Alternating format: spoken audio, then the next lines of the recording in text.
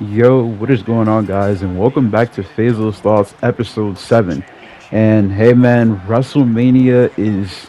It's like we wait for WrestleMania for so long. It comes and then it just goes, man. It was WrestleMania 40 was one for the books, and as many people are saying online, and hell, I said to myself, WrestleMania Night 2 definitely. I wouldn't say it washed night. Well, yeah, we're gonna say with WrestleMania Night 2 washed Night 1.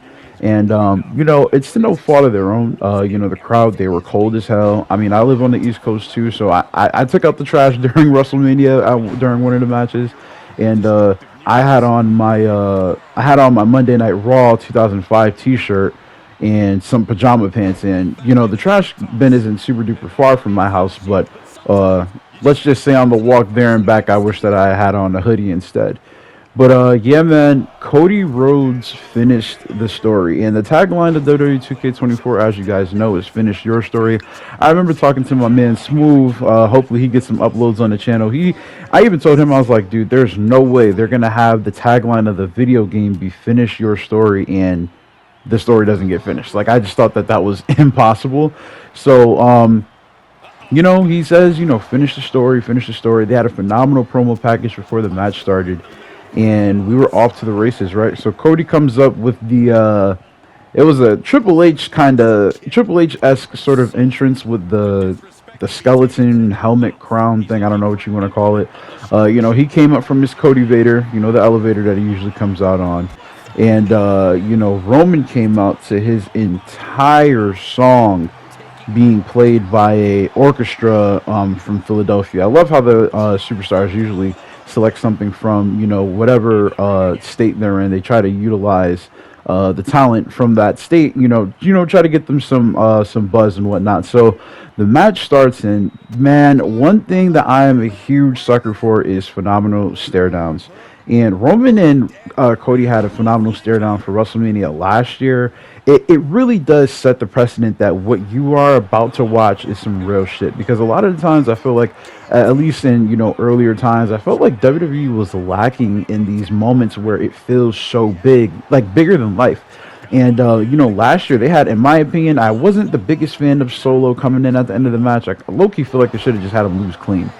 But Solo came in at some point and, ended the match. But I really felt like last year they had a 5-star classic, and this year was just about the same. So they're killing each other. Roman does power bombs through the announce table. Cody spears Roman, and the first Avenger comes out, or yeah, I guess you could say one of the bad guys come out, and it's Jimmy when Cody is about to hit the third crossroads. He super kicks him, and then out of nowhere we get it's just me Oos, and my man's Jay came down the ramp. And for some strange reason, them fighting on the ramp was more hype than their entire singles match. It was kind of wild, in my opinion. And Jay spears the living shit out of Jimmy off the stage. I was like, oh shit, like I hope that guy is all right. We didn't know that there were tables placed. Obviously, WWE's not, their production is top tier at this moment. You're never going to see those things that are set up there. I'm pretty sure it was set up before the show. But at the end of the day, man, Jimmy got yeeted up out of there by a spear by Jay off the stage, and that's what kept them out for a little bit. And then out comes Solo Sikoa. He hits pretty sure he hit him with the Samoan spike, and Roman hit the spear on him as well. And Roman goes for the pinfall, and Cody kicks out at 2.999, bro. I was like, no way. And then here comes the first Avenger. It's John Cena. I said, oh shit, here we go. So Cena comes out, and for me, I grew up in the Ruthless Aggression era. So seeing Cena, as of late, I have not been super duper pleased. I feel like they just don't. I don't want to say they don't book him right, because Cena has his own merit. I'm pretty sure if he wants to look a certain way, he has that pull backstage. But WrestleMania, this dude looked like the John Cena that I grew up with. This dude came in, tossed Solo Sikoa out the ring, gave He gave Roman Reigns not an attitude adjustment, but a FU. And if you know, you know, that was not no regular ass attitude adjustment. Like that was John fucking Cena. So then he goes out the ring and Solo stumbling up or whatnot. And Cena gives him a FU through the fucking announce table. And I said, this is what the fuck I've been waiting for. Cena has been looking crazy over the last few years, and I don't appreciate that being a Cena fan, right?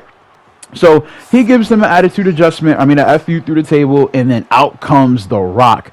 Like, guys, the last 6 minutes of this match was epic. Epic isn't even the right word terminology for this, man. Rock comes down, his bell-bottom pants, talking and whatnot, and him and Cena have a stare down in the middle of the ring. It was crazy, right? Like, I love to see it. You love to see it. And shortly after that, the Shield music plays. Now, everyone on Twitter, even me and my brother, because we were watching this together, man, I swore Mox was coming down with Seth. I was like, holy shit. Because we saw Seth earlier in the night. I'm thinking, if anything, they'll probably just have this guy walk out in his regular song, or he'll just come out. He doesn't need the pop of his entrance song.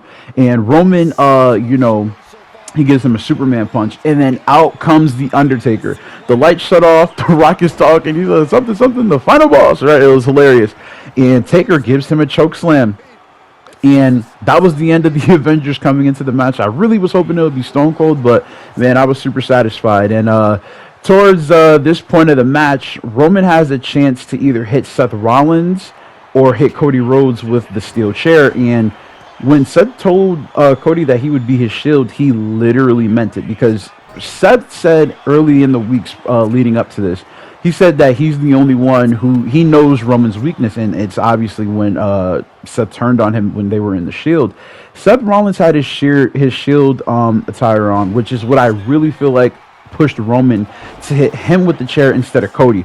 Seth, I mean, he could have just tossed Seth. He could have easily tossed Seth out the ring and hit Cody with the chair. Spear, and we're up out of there, right? Bars, I'm not a rapper. But that's easily something that they could have gone with instead. But however, they decided to, Roman decided to hit Seth with the chair. Cody capitalized. He hits 3 crossroads, and that was it, man. And I have to say, Cody Rhodes finishing his story, it was an ongoing joke that he was never going to finish the story. But, at some point it was going to happen, and I honestly felt like there was no better time for him to do it than now. I feel like if they did it at a later date, it wouldn't have been taken serious. But man, WrestleMania, this match was a instant classic. I don't think there's ever been a better ending to a WrestleMania. This definitely rivals Eddie Guerrero. This rivals Daniel Bryan. This rivals, it wasn't the end of the show, but Kofi Mania. Hell, it rivals WrestleMania Night 1 from last year. But yeah, guys, get down in the comments. Let me know, are you happy that the story finally got finished? Did you like the guys? Did you like the match in general? Did you enjoy WrestleMania? And I'm out, bro.